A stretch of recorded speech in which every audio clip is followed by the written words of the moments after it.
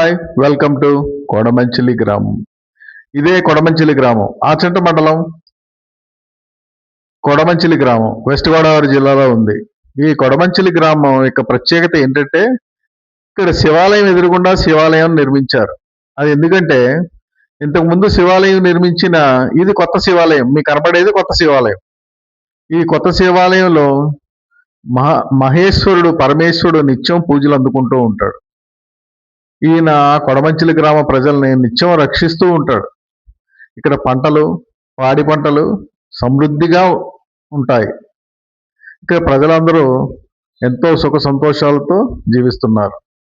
ఈ కనపడే బావి నుంచి నిత్యం జలంతో స్వామివారికి అభిషేకం చేస్తుంటారు.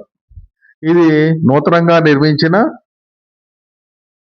కొడమంచిలి శివాలయం. ఇక్కడ నిత్యం భక్తులు వచ్చి పూజలు చేస్తూ ఉంటారు, స్వామివారికి సేవ చేస్తూ ఉంటారు.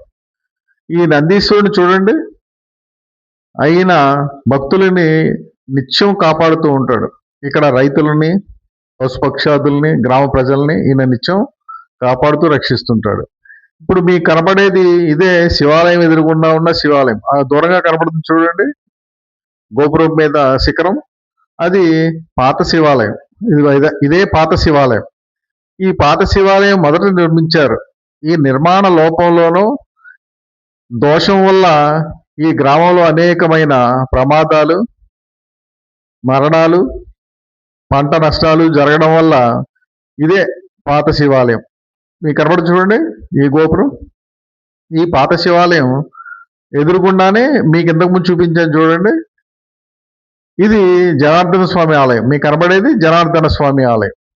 ఇది అమ్మవారి ఆలయం. మధ్యలో ఉన్నది అమ్మవారి ఆలయం, ఇది శివాలయం. ఈ మూడు పక్కపక్కనే ఉంటాయి.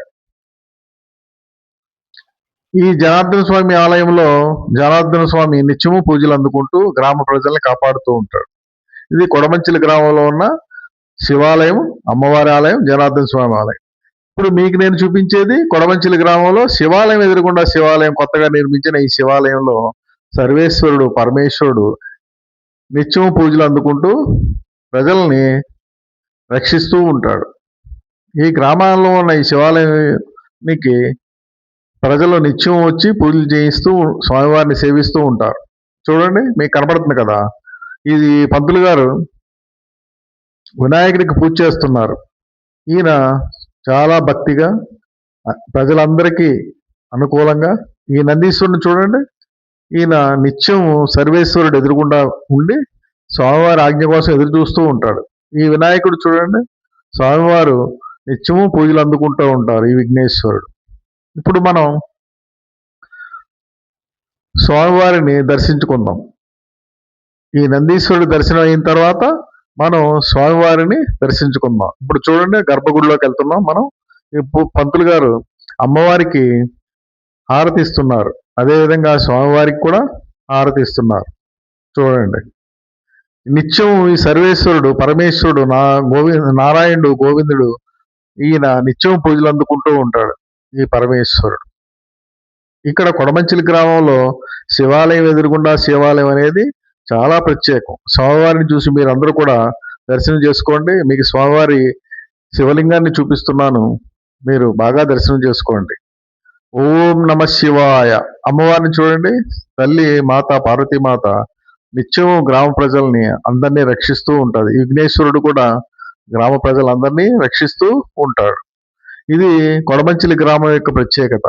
మీరందరూ కూడా కొడమంచిలి గ్రామానికి వచ్చి స్వామివారిని దర్శించుకొని స్వామివారి ఆశీస్సులు పొందండి. ఓం నమ శివాయ, ఓం నమ శివాయ.